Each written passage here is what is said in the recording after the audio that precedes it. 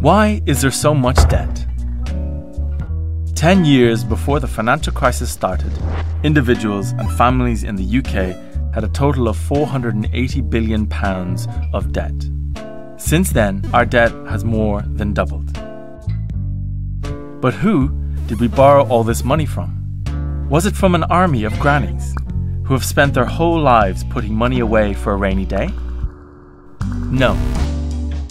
When you go into a bank and borrow a large amount of money to buy a small amount of house, that money doesn't come from somebody else's savings. It's just created out of nothing by the bank with a few taps on a computer keyboard. Sounds crazy, right? But this isn't some crime of the century. It's just the way the banks work. Here's how the Bank of England describes it. When banks make loans, they create additional deposits for those that have borrowed the money. Those additional deposits are just the numbers that appear in your account, which you can use to pay for your new house. In fact, around 97% of all the money that exists is created in this way, out of nothing, when banks make loans.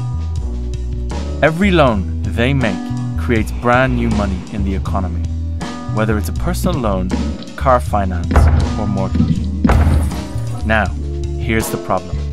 If almost all the money we use is created by banks when they make the loans, then for every pound of money, there has to be a pound of debt.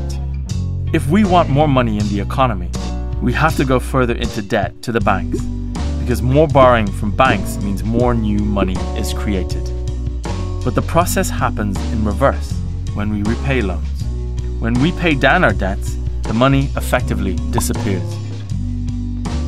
This makes it impossible for all of us to reduce our debts. If we start paying it off, then the amount of money in the economy shrinks.